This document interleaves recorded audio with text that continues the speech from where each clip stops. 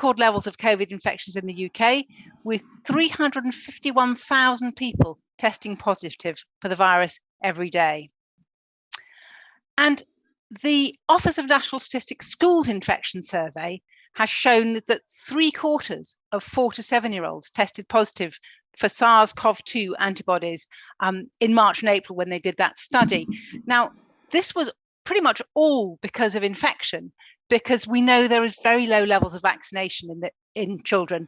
Less than 6% of primary school children were vaccinated at that time. So this all shows that so many of our children have been infected and have been infected more than once, because repeated infections are really common in this group. And it's difficult. These children are also suffering significantly from long COVID issues. Today, we're going to discuss a rather urgent issue, which is COVID in children, touching on acute COVID and long COVID, vaccines, and I hope a bit on prevention. We have 3 wonderful guests who've joined us today for this Independent Sage session. We have Professor Nizarin Alwan, Dr Danilo Buonsenso, and Professor Peter Hotez. Thank you to all 3 of you for joining us today. But before we get to the main discussion, Dr Kit Yates is going to give a presentation on the latest COVID numbers. Over to you, Kit.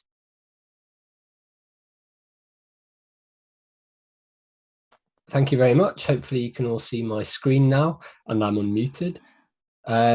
So yeah, here's I've got lots to fit in and not a lot of time to do it. So we're going to go through it relatively rapidly, but hopefully many of you have seen some of these figures before, so we won't need too much explanation. So these are the headlines. It seems like we are close to the peak of this wave. There were big rises in ONS prevalence, but that is lagged by maybe up to 2 weeks, somewhere between 10 days and 2 weeks. Hospitalizations are currently slowing down, hospital admissions with COVID, which is why I'm suggesting the wave is close to peaking here in the UK. Hospitals, though, are still under extreme pressure because of this wave. And we're also starting to see deaths rise sharply. And I'm also going to touch a little bit on school children, because that's what the focus of the topic is today. So here's what I'll touch on: prevalence, hospitalizations, pressure on hospitals, long COVID, and then finally on schools. And with thanks to Bob Hawkins as ever for his help preparing the slides. So firstly, prevalence. The latest ONS survey just came out earlier on today, and it suggests that we've seen big rises across all 4 home nations. Scotland still leading the way. They started their uptick earlier and from a higher level. But England seeing big rises as well now, and you can see this if I show you the trends in prevalence. You can see that England has risen steeply, as has Northern Ireland. Scotland slightly less so, and same with Wales. So you can see that Scotland maybe is starting to level off, but you can see that we've got high levels of prevalence above 5% in all of the home nations at the moment. So that's obviously a concern. Looking at all the regions of England, you can see that almost all regions are above 5% prevalence at the moment, apart from Yorkshire and the Humber. And again, these orange bars are the latest week, the grey bars are the weeks before, and you can see we've seen big rises in each of the regions of England. And again, across all age groups, we've seen big rises, particularly stark in sort of young adult age groups and working age people, slightly less so in older people and over 70s, who we're typically most concerned about because they have the worst outcomes from COVID, but still big rises across each age group. The hope, though, is that this is actually starting to slow down. So what you can see in the hospitalization chart here is we have seen very, very steep rises. Admittedly, we're not as high as we got in January 2021, but of course that was effectively an unmitigated disaster. So we've got high levels of hospitalization, almost as high as the previous 2 Omicron waves that we've experienced. But what you can't quite see on this chart is that that it is starting to slow down. So the last couple of days of data, which aren't quite on here, are showing that this curve seems to be bending here. Indeed, is bending. We haven't quite topped out yet, but we'll probably top out at less than or fewer than 2,000 daily admissions. So this is just zooming in on that last plot. And then this is the number of occupied beds. So that's just to show that people aren't coming in and going out immediately. There is a residence time, and so the occupancy of beds is increasing. And as hospital beds with people with COVID increase, that puts pressure on other areas of the NHS. It's important to remember with these figures that this is the breakdown for who's being treated primarily for COVID and who's being treated with COVID. So primarily for COVID is the blue line. It accounts for about 37% of all people in hospital with COVID. That's not to say that all the people in the grey, all the other 63% of people don't have complications from COVID. It may be that they had a stroke or a heart attack caused by COVID, and so they're in hospital. Certainly, it isn't going to be helping their recovery if they're in hospital for something else. The other thing to say is that we're seeing lots of in-hospital transmission, in particular since we saw mask mandates removed in many hospital trusts. About 25% of all hospital cases are required in hospital, which again isn't going to be helping people who are recovering from other issues. It's also putting stress on the NHS for other reasons, because people are not allowed to be discharged into care homes if they've been in contact with someone who is infected, very sensibly so.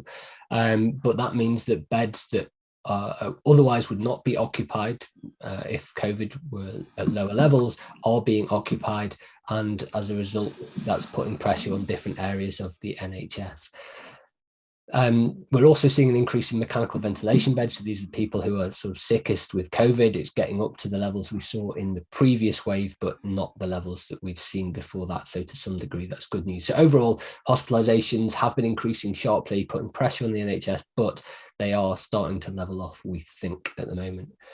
But this is putting pressure on the rest of the NHS. So again, a couple of days ago, the NHS released its key performance indicators, and it's bad news across the board. So this is at the very acute end. This is ambulance response times for the different categories. So grey and blue are category C4 and C3, the least urgent categories, but yellow is C2. So this includes some heart attacks and strokes. The target for the average for this waiting time is 18 minutes, and currently the average is sitting at 51 minutes, so almost 3 times higher than we want it to be. If I zoom in again and look at these C1, these category 1, the most serious call outs, you can see we're way above the target of 7 minutes.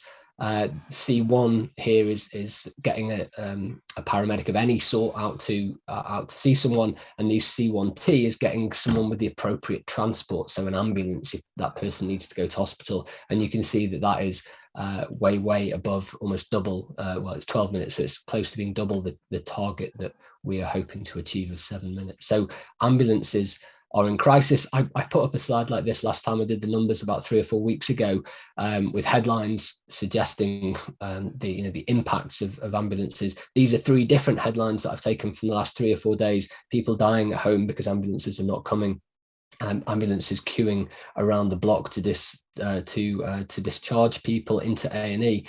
And part of the reason for that is that A&E is also suffering a crisis at the moment. So 28% of people are not being admitted within 4 hours, which is the target time.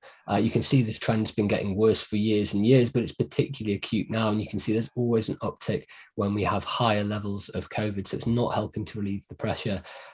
Even more extreme, at the even more extreme end, 4.4% of people are not being seen within 12 hours.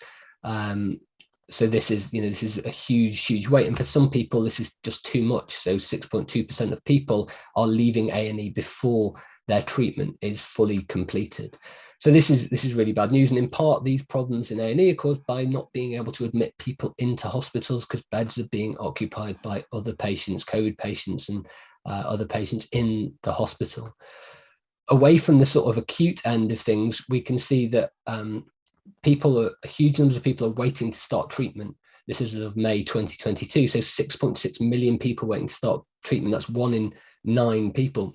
That's not 1 in 9 people who are ill, that's 1 in 9 people in the United Kingdom waiting to start treatment. And again, you can see that it's getting worse. It rose by 100,000 in the last reporting period.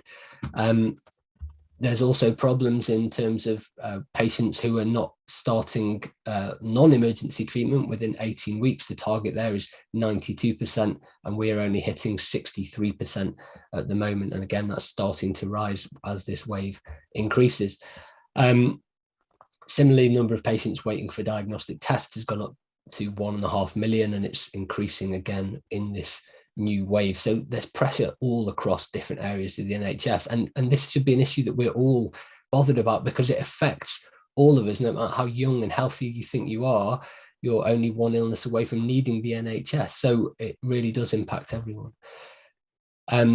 Deaths haven't been mentioned for a while, largely because they've stayed low during this wave, but of course that's because they are lagged compared to infections. It takes time for people who eventually do go on to die to get ill enough to die from being infected. So now we can start to see those are increasing. This is one metric which is within 28 days of a positive test. It's maybe not the most accurate, but it's probably the most up to date at the moment. It shows the trend is increasing as we've seen increasing cases a few weeks before. Probably the most accurate is deaths on the death certificate from the ONS, and COVID does not go on the death certificate unless it contributed to the cause of death. And you can see that it's starting to uptick again, but this data is lagged by a few weeks, and we will start to see this increase more and more sharply over the next few weeks. And of course, we can look in care homes, and these are the number of deaths in care homes in England, and you can see that those are also increasing as a result of the cases that we've seen increasing in previous weeks. The ONS long COVID survey was updated recently. Again, similar numbers of people reporting long COVID. So around 2 million people in the United Kingdom reporting having long COVID, which is huge numbers of people. Of those, around 400,000 are suggesting that it impacts their daily life or their ability to undertake their day-to-day activities significantly. So that's 400,000 people. And then similarly, we've got 800,000 people who've been experiencing symptoms for longer than 12 months. So that's over here, and 400,000 for over 2 years. So this is this is an ongoing problem. We highlight it every week, but this isn't a problem going away. It's going to cause a problem both for the health service, but also for the labour market. People are not going to be able to work, and we're seeing that impact already. And then finally, I want to touch on schools because that's the topic, or children COVID is the topic of our session today. The figures for school absences are no longer broken down by cause. So it was formerly, we were told how many of these pupils were absent because of COVID. Now we're not. So we can't disaggregate and be certain how much of this is due to COVID, but we're seeing again in primary schools here over the last few weeks of this half term, we're seeing that the number of absences is high and increasing. 9% of primary school children absent in the latest data. And then in secondary schools, it's even more stark. So 19% of pupils who should be in school are not in school. And that's the highest that figure has been for a year. And it reflects the high levels, I think, of at least the sharp increases we're seeing, reflecting the sharp increases that we've seen in COVID prevalence over the last few weeks. It's not just pupils who are affected, of course. Teachers are seeing a sharp rise in the number of their number who are going off, 8% of teachers being absent. And similarly for support staff, that's now up to 6.8% of support staff who are absent. And, we've seen groups advocating for children being in school. School is the best place for children. And I don't think anyone disagrees with that. But it's surprising to see that many of these groups are not prepared to advocate for the things that would help to keep children in schools, like ventilation, like vaccination, like tests, which would allow children to stay in schools and also to keep teachers safer as well, so that the education that these children do experience is not disrupted every few weeks by a COVID infection or a teacher going off school. And the last thing that I want to cover is long COVID in school pupils. So again, you can see that a small but not insignificant proportion of children go on to experience long COVID after getting infected. So these are on the left-hand side is children with a positive test. Then it drops down to symptoms ongoing for longer than 12 weeks, and daily life affected by symptoms. And then sort of the combination of those two is the criteria which are often used for saying something is long COVID. And you can see that this is probably most severe for older pupils in sixth form and in secondary school, and less so for primary school children. But when you look at the absolute numbers of children, you can see that there are around 235,000 pupils who fulfill all these criteria for long COVID. Significant numbers of both primary and secondary school pupils. That's a large number of pupils who are having their daily impact or their daily lives impacted by COVID, and potentially having their education impacted. So it's another way in which education can be impacted when we don't control the spread of COVID. Okay, so that's it. I'll just summarize what I've been talking about to say, it looks like hopefully we're close to the peak of this wave. We've seen that prevalence is rising again steeply in the ONS, but this is a lagged indicator. So hopefully in the next few weeks, we'll start to see this come down again. Hospitalizations are still just about increasing, but also slowing down. So it looks like we might be at the top of this wave, but hospitals are under extreme pressure. All the key performance indicators are going in the wrong direction. We're starting to see deaths rise sharply, and there are huge numbers of pupils missing school, either directly or indirectly, as a result of COVID. So I'll stop sharing there and I'll pass back to Helen. Thank you. Thank you very much, Kit. We're now going to move on to our main session, which is on COVID in children. And I'm going to ask Dr. Binita Kane and Dr. Stephen Griffin to kick off the session and introduce our guests. Thank you, Helen. So yes, as you've mentioned, we have three absolutely fantastic guests, and we will introduce them one at a time. But I'm going to start with Dr. Danilo Buonsenso, who is a pediatrician, a consultant pediatrician, and an academic researcher in Rome, Italy, and I would say is one of our leading lights in terms of long COVID research in children. Danilo, I know you have to go at 2 o'clock. We've got about 10 minutes, and I'm incredibly grateful for you squeezing us into your very busy day. But welcome, and I guess I wanted to just talk to you initially about how COVID can affect children. So we know most children who are infected will get better and will have a relatively mild illness, but we know there's a small proportion who get more seriously ill.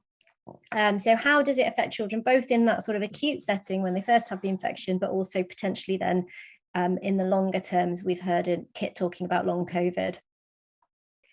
Hi, Binita. Thank you. Thank you very much for your invitation.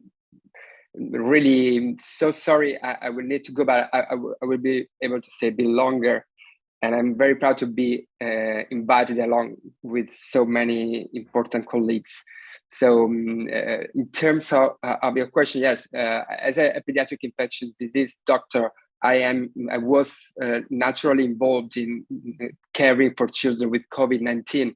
And more than 2 years now after we saw our first cases, we have, I believe, a better picture of what is going on about children. We know that the majority of children, of course, likely have a mild or moderate or even asymptomatic disease course. But I think this led to a misunderstanding of the real impact of COVID-19 in children, because we know that even if a minority of children can have severe or critical disease, or even deaths are reported in children worldwide in every setting, even in Italy, we have 59 deaths reported in Italy. In terms of proportions, they represent a minimum number compared to the overall high number of children involved, but this is still an impact that have to be addressed. And of course, we now have a very better picture about the impact of multisystem inflammatory syndrome, which is clearly linked with acute infection. We know that even the epidemiological trends of MIS-C is changing. And although we are not seeing the peaks we were seeing during the first waves of the pandemic, we are still seeing a smaller but kind of more constant new cases of MIS-C. We have kind of a study suggesting that immunity, either by previous infections or vaccinations, are contribute to a lower but not complete absence of MIS-C in children. Danilo, can I just interrupt you for a second? So the public who are watching might not know what PIMS, TS, and MIS-C are. So could you just very briefly tell us what that is, and perhaps what people should look out for? So we know most children won't get this, but what should we look out for? When should you be worried about your child if they've got COVID? Yes, MIS-C is the multisystem inflammatory syndrome, or multisystem inflammatory syndrome, which is a severe inflammatory systemic disorder, which usually develops 4 to 8 weeks after initial SARS-CoV-2 infection, and is characterized by high fever, non-purulent conjunctivitis, rashes, pains, difficulty breathing. Children are usually quite sick and ill around 2 to 4 days after fever onset, and it is quite difficult to miss this as a very acute condition. Children are usually brought once or few times to the hospital because parents, it's kind of something difficult to be missed, differently from what we see with long COVID or post-COVID condition, which is something more subtle, something which can kind of be misunderstood or misrecognized initially by parents or physicians as well. Which is something, sorry. Yeah, so I was going to just say that, so if children will be really sick, it's pretty obvious to the parents and seek help straight away. And we are seeing the levels of this MIS-C coming down more recently, probably because of immunity and vaccination. So that's hopefully good news, maybe for the wrong reasons, but good news. And so moving on to long COVID then, Danilo, I know you have done a lot of research in this area looking at the underlying causes. Can you tell us a little bit about the different groups of children that you are starting to see emerge? Because I think what we all know is that this isn't going to be a one size fits all. This is going to be different in different groups of children. Can you tell us a little bit about that? Yes, with long COVID, we are usually referring to those children that after initial SARS-CoV-2 infection present with a new or number of complaints, signs or symptoms that were usually never reported by the child before COVID-19, and that last for at least 12 weeks after initial infection. And as you were saying, this is a kind of a complex clinical condition because there are different clinical phenotypes, but usually children present a severe fatigue, a very unusual severe fatigue that somehow has a negative impact to the child for completing routine daily tasks like having a normal walk with friends outside, going to school. And this is usually accompanied by other symptoms like difficulty concentration, muscle pains and joint pains, chronic abdominal pains with or without nausea or diarrhea, severe malaise after mild activity. We see, for example, children that at 10 years, 12 years of age, after one floor of stairs, are very fatigued and really look like suffering. Along that, we can have other impact on memory issues. The famous brain fog is also reported by families. Some children can report chronic alterations in smell or taste, which is, when we read about that on papers, seems something like minimal, but for younger children has an impact. We have submitted a paper on that. Imagine a 5 or 8 years old boy or girl which has completely changed tastes. Planning a routine meal for those families is something that is has an impact to the whole family. So all these small and subtle signs and symptoms that were never reported before and persist for weeks after initial infection. We are still seeing patients complain this, even now that we are not having lockdowns or restrictions anymore. So my strong belief is that this is not something psychological really related to the pandemic, but something clearly linked with the initial infection, as we are exactly as we are seeing with other chronic post-viral conditions with other viruses. Thank you, Danilo. So I think we know that it can affect lots of different body systems and organs, and there's over 200 symptoms, I think, that have been described in total. But I think there's some really important things you've mentioned there. So lack of concentration and lack of energy, those are two things that children really need to get through a day at school. And so this is massively impacting not just their education, but also, as you say, if they've lost their taste and smell, their family life, eating, and then we'll talk about this with Dr. Alwan a little bit later, how it's impacting their social life, their activity, their interactions. These are their formative years. So we'll just have to finish in just a couple of minutes and move on to our next guest. And I know you have to go, but just finally, you are doing some research into some of the underlying mechanisms, and that there is work going on in other countries as well, in South Africa, Germany, looking at some of the potential mechanisms underneath. Are you able to say anything about that just now, some things you found, or do we need to wait for your papers to come out? Yes, of course, we need some more papers to come out for some stronger take-home messages. But what I can say is that definitely there are a number of papers and studies that are somehow proving some initial hypotheses. We are having increasing evidence that underlying mechanisms, either immunological mechanisms or viral persist, at least parts of the virus persisting in the gut, chronic endothelial or platelet inflammation, hyperactivations. These were initially hypotheses but we are having a number of independent research teams that have been publishing preliminary hypotheses that this mechanism really can play a role in general in chronic post-viral syndrome. And so we don't have yet strong evidences to say this is the mechanism, but we are having increasing studies showing preliminary evidence that something is going on in these children and adults, and this is not just something psychological related to social restrictions. Thank you so much. And so I think just to echo that, actually what we're finding in adults is also what we're finding in children, which is the sticky blood for viral persistence, autoimmune problems.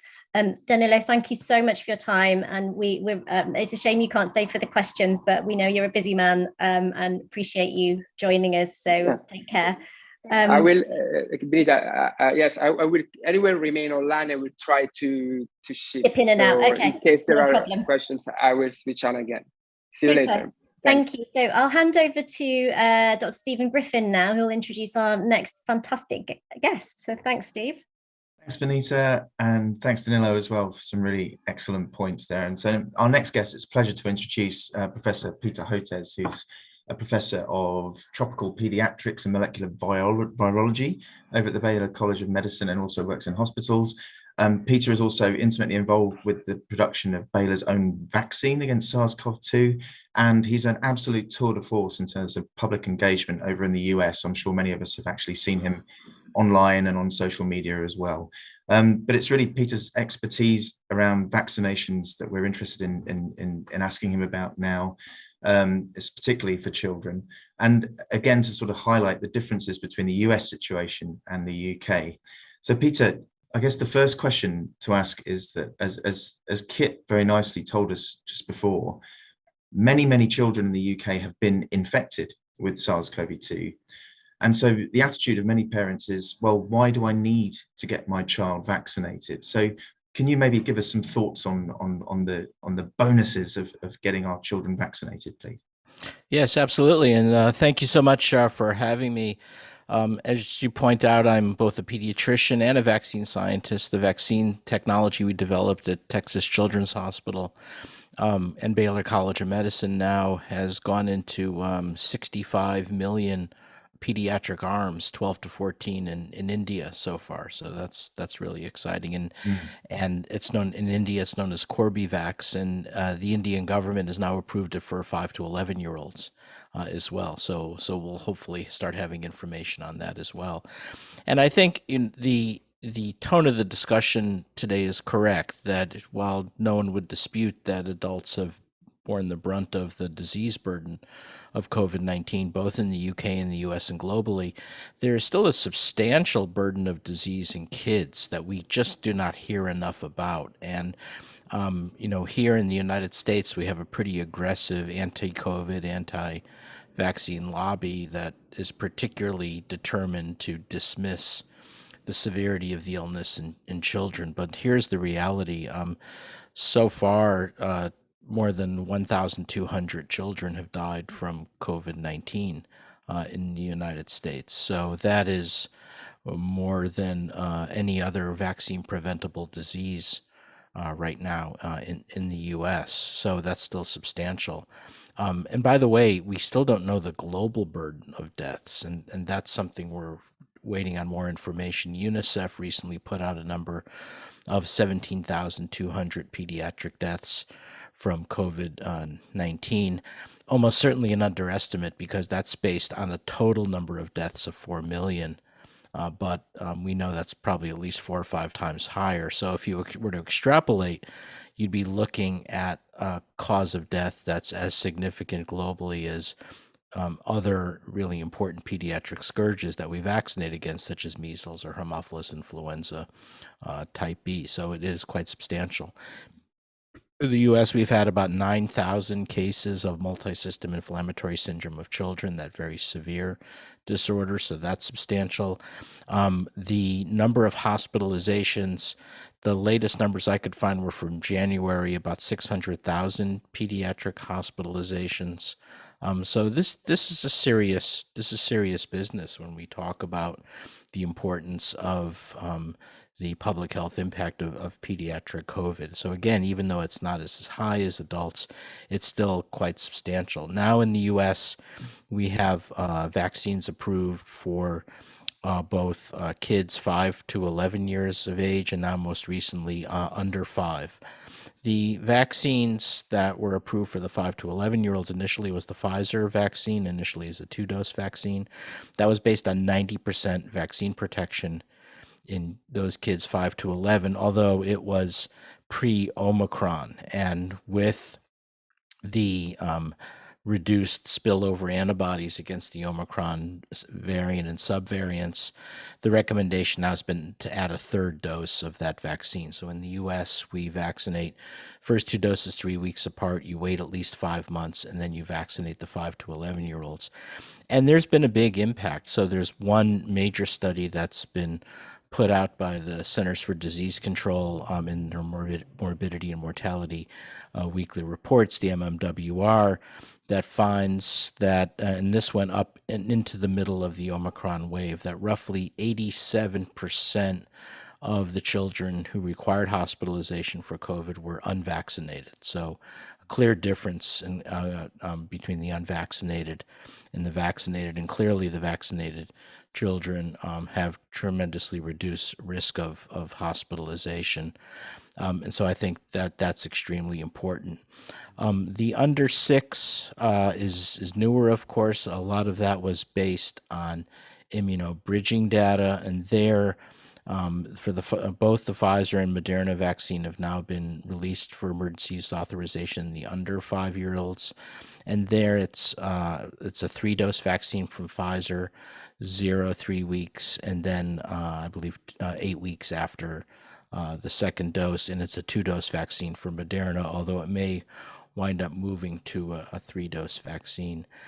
Having said all of those things, the enthusiasm of parents to vaccinate their kids, unfortunately, is not nearly as high as we'd like. So far in the U.S., only 30% of parents who could vaccinate their 5 to 11-year-olds have done so far. So they're clearly waiting on that. And we can talk about some of the anti-vaccine forces that are driving that. But there's a lot of regional variation. So it's probably closer to 50% or higher of parents in the Northeast, states like Connecticut and Massachusetts. Here in the southern states where I am, we're looking at maybe 11% of parents have been willing to vaccinate their 5 to 11-year-olds. So there's a lot of advocacy. So it's not only the UK and the US, we have to do a lot more advocacy work, giving out the numbers like I'm giving to you of the serious nature of pediatric hospitalizations. And so far, the rollout of the vaccines for the under fives has been pretty disappointing. The Centers for Disease Control in the White House, U.S. and the Biden administration announced last week that of that cohort of 18 million under 5-year-olds, so far only 300,000 have gotten a single dose of the vaccine in the under fives. Now, part of that is because it's the hot summer months. The pediatricians often have reduced office hours. Parents are on vacation, on holiday with their children, so that's undoubtedly a part of it.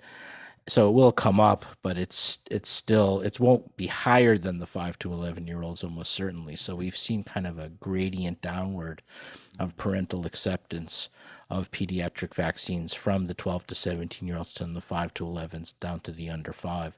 So it's going to take some time and education and comfort level for parents, and combating a pretty aggressive anti-vaccine lobby that we have that's become a political movement in the United States. They've seen more than anything else to have drawn a line in the sand against pediatric hospitalizations.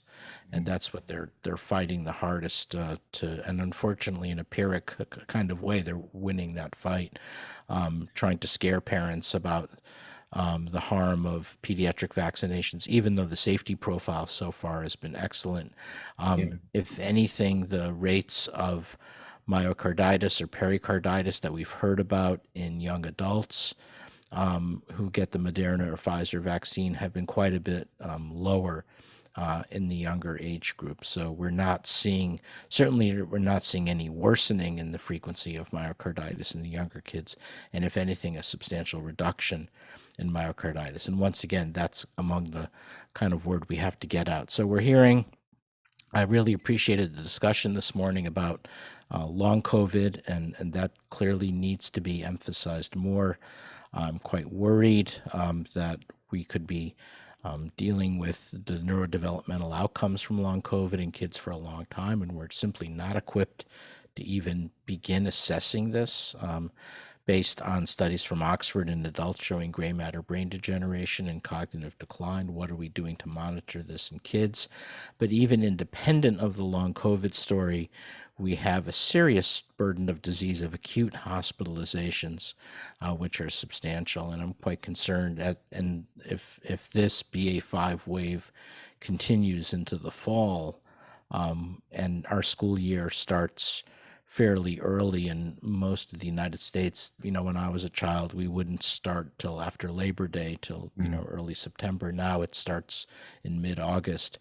So we'll likely still be in this BA.5 wave. And so trying to find ways to increase vaccine uptake between now and then is a big challenge for us. Yeah, and I think that's a really important point, Peter. And I think you've answered most of the questions I was actually going to ask you, which is fantastic. So thank you. But I just wondered if you could just comment briefly on the fact that, you're saying that the situation in the US is less than ideal, but actually if you compare it to the UK, our percentage uptake in especially lower age groups for pediatric vaccinations is pretty woeful, less than 10% across the board in the 5 to 12s, and we haven't even heard any rumors of the under 5s even being discussed yet, as far as I know.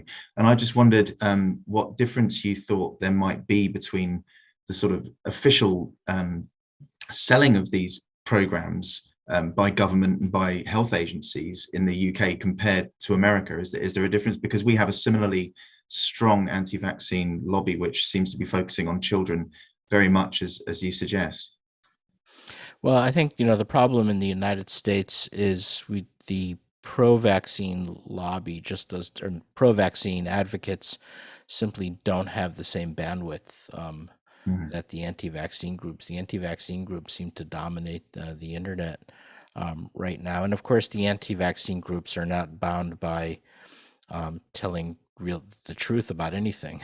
So we have constraints in that where we want to be evidence based and talk about the data and it's been not easy to accumulate all of the data that we'd like ordinarily in a pediatric vaccination program. So the trials are that allowed release of these vaccines for emergency use in kids were done for several thousand children, which is still some, but it's not a typical 40, 50,000 pediatric trial that we often do for pediatric vaccinations. True, but needs must, I suppose. Right. And so when you're trying to assess effectiveness in terms of reducing hospitalizations, it's hard to get those numbers in the control. So we have to rely on immunobridging. But of course, what you don't want to do is let the perfect be the enemy of the good and wait 3 more years to accumulate that data and found out that we could have averted a catastrophe.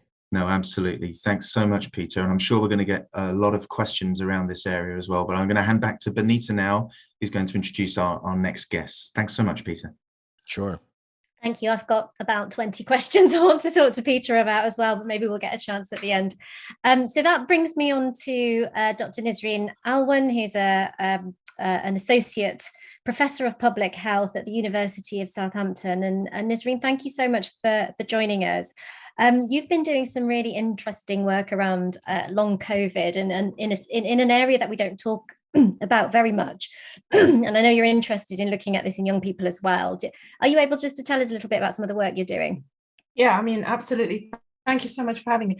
I think I want to bring the dimension of, stigma experienced by people with long COVID. And what I mean by stigma is basically, let's just define it because people talk about this word. It's basically experienced as a perceived or actual disqualification from social or institutional acceptance on the basis of some attribute, whether it's social or behavioral, that is deemed to be undesirable. So somebody has an attribute and there's a perceived lack or diminished acceptance. And I think that people with long COVID have that. We did some research looking at stigma and people with long COVID as we expect, this is high. And I think there are 2 dimensions which are very important to why does long COVID, why is it attached to stigma? In a survey we did, it was about 95% who said they experienced some type of stigma, at least sometimes, about just over 70% often and always. And this is seen in other conditions. And I think this was in an adult survey.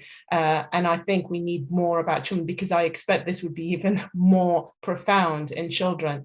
The dimensions really is first, because this is a condition, there is this talk about uncertainty around long COVID. My God, when I started talking about it, I really didn't imagine I'll be sitting here 2 years on having the same conversation about, it's not really common or how common it is. And, it's about the studies or we need these controls. It's fine. We need all of that. But actually all of this narrative about what it is, it's a mysterious illness. We don't know the mechanism. Yes, we need more research. Absolutely we do. But we're still having these narratives, which is basically translated in to the people who have the condition. Particularly, for children, translate as this is not real. What you're experiencing is not real. And that could not only generate stigmas and kind of discrimination against a person, it's actually you can internalize the stigma. You can start questioning your own experience and have these negative association applied to yourself. And this is not good. So I think these dimensions are not looked at. This would, is likely to affect social identity of children, the way they interact with their peers, with their friends, with their teachers, even with their families and parents. And we definitely need to look at that. No, I'm not going to say we need more research. We need tons and tons of more research around all sorts of aspects in long COVID in children. But I think we need to be careful about how we talk about it. And we need to have responsibility when we're talking about long COVID. In all age groups, but particularly in children, because they're there, they're listening, and we shouldn't be reflecting our uncertainty and our need to kind of reflect certainty when actually we don't have it. To reflect that on the experience of children, we need to be very careful in our public health messaging, but also on individual one-to-one conversations as well.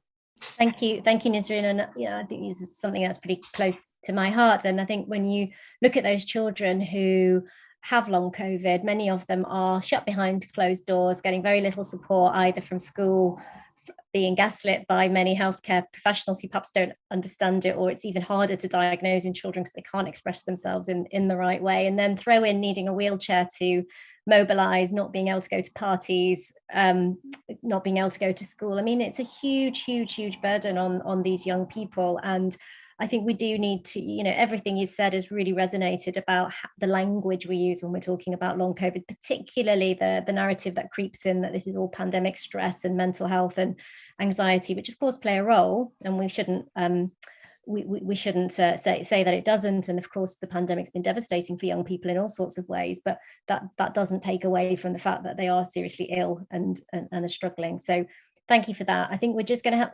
I'm just conscious of time because we've got questions from the public that we really want to answer, but if you could stick around, I'm sure you'll be able to contribute to those. So back to Helen.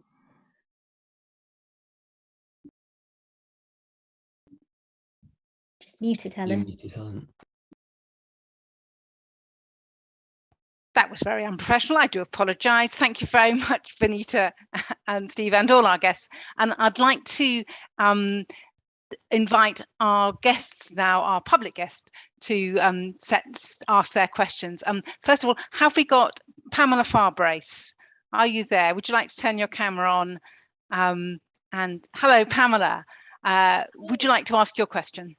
Yes, I would. Thank you very much for letting me ask my question. My question is about, are repeated infections having a more detrimental effect? And what are the panel's views on the long-term implications for these children? And just a little thing on top of that, will this be the same for those who are vaccinated before they get their first infection? So that's what I'd like to know. Thank you very much. Peter, I wonder if this is one for you. Yeah, there's a report that suggests that repeat infection could actually cause exacerbated disease, worsening disease. I'm not certain that's going to hold water over time. We'll have to see. It looks as though there could be some mitigating effect of previous infections, but it's clear that with these new subvariants of BA.5, that past Omicron infection is not really protecting against BA.5 very much unless you've been vaccinated on top of it.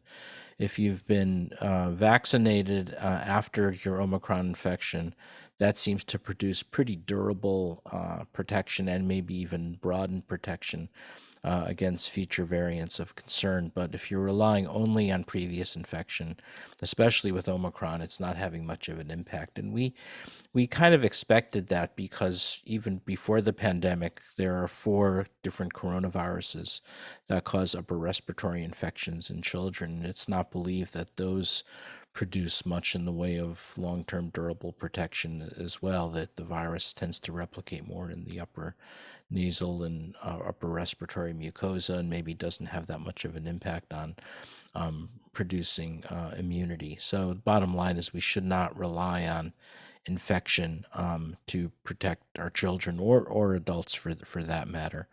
And there may be some benefit of clearly there's benefit of vaccinating on top of previous infection, though, that we know. Okay, thank you very much. Is it all right if I just move on to the next question, because we want to fit as much in as we can? Thank you, Pam, for your question. Can we move on to Sarah? Sarah Priest, are you there? Hello, yes, turn the camera on. Yes, here it is. Hello, welcome, Sarah. Hello, thank you for inviting me.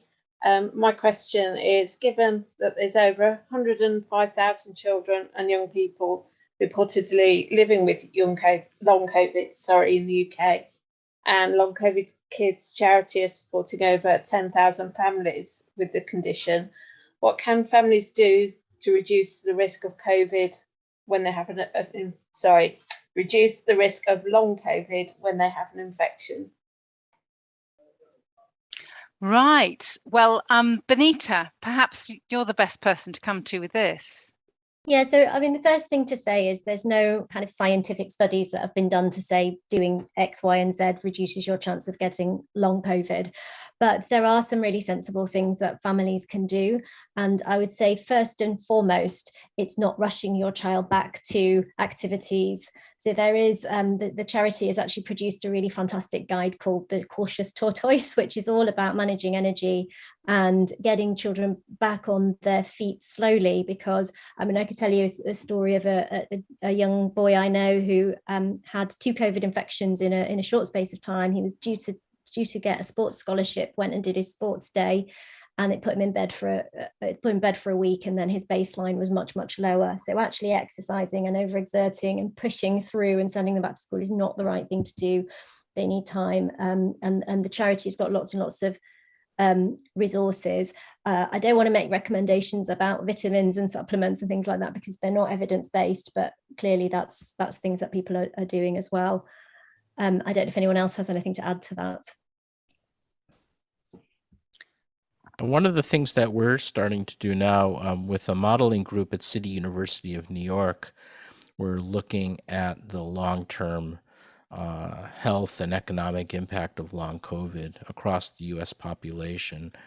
And it's going to be the numbers are going to be very substantial, but, you know, in terms of looking at the risk factors for long COVID or worsening long COVID, in adults, it tends to be women more than men, and diabetes appears to be somewhat of a risk factor as well. But I don't think we have that as well worked out in the kids, and that's going to be very important. So these are priority studies that need to be done. Thank you very much, Peter. Stephen, you want to say something? Yeah, thanks, Helen. Just very briefly, just to pick up on this point, I mean, the first thing to prevent long COVID is to prevent the short version.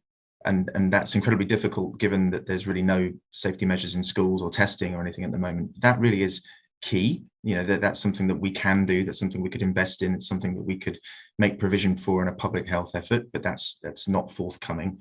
But, you know, data from adults does suggest that vaccines do have an appreciable effect on the incidence of long COVID. And so, you know, it may only be a sort of 50% risk reduction, but then if you combine it with the sort of measures that Binita suggests and that Peter was saying, then, you know, you have to hedge your bets, you have to do what you can. So I would strongly advocate having your children vaccinated for that reason. As we await further studies in pediatric cases, it's really important that we take every measure that we possibly can. Thanks very much, Steve. I'd like to go on now to invite a question from Joanna. Joanna, would you like to introduce yourself? Are you there? Yeah, I'm there. There we go. Welcome, Joanna. Do ask your question. Thank you. As Danilo has already explained, PIMS-TS or MIS-C is an acute inflammatory syndrome triggered by SARS-CoV-2 in genetically susceptible children and young people. An estimated 3,000 children have had PIMS in the UK and 4 children have sadly died. PIMS is acute and can be life-threatening and needs to be diagnosed and treated promptly for best outcomes. So in this regard, I would like the panel's ideas on how can we improve awareness of new and technically rare conditions, both for the public and for medical professionals, to ensure prompt diagnosis and appropriate treatment of conditions such as PIMS, but also the other mysterious conditions that are appearing at the moment. Thank you. Now, who would like to answer that important question from Joanna? Unfortunately, Danilo's had to leave, so... Yeah. I'm here if you... Ah, Danilo, excellent. No, you see me, yeah, sorry, I'm in parallel with 2 meetings, so... what I can say, my experience now with PIMS or MIS-C, as we want to call that, now 2 years after the pandemic, I think at least from the medical side there is much awareness about PIMS or MIS-C. I find it maybe doctors may have a kind of a overdiagnosis, overthinking about these conditions rather than missing that. Maybe what can be the missing point about not delaying too much the diagnosis is to inform the public and parents mainly that specifically when they know that their child had COVID-19 4 to 8 weeks before a new onset high-grade fever, poor feeding, or anyway a worsening clinical conditions 1 to 2 months after a known COVID infection, or exposures, close exposure to COVID-19 cases. In that cases, the parents need to be aware that conditions characterized by 2-3 days of high-grade fever and worsening clinical condition can be PIMS or MIS-C, and go to a hospital or seek anyway medical attention. 2 years after the first description PIMS, I think that it will be quite difficult for a doctor to miss this case, at least when this is seen at 3 to 4 days after fever onset, of course, because it's very difficult to recognize it within the first 24-48 hours of disease. But from the third day, and specifically when we know that that child with worsening clinical condition had COVID 1 to 2 months before, I think all medical professionals would think about PIMS. It's important that even parents are aware of that, and when they see these conditions with this epidemiological link, bring the child to the hospital. Yeah, I would say it should be a partnership, as you're saying. Parents should know, and I'm glad in Italy things are good. In this country, it's still not good. Not all medical professionals know what PIMS is. So, yeah, communication. Thank you. Nisreen, did you want to add anything on this point?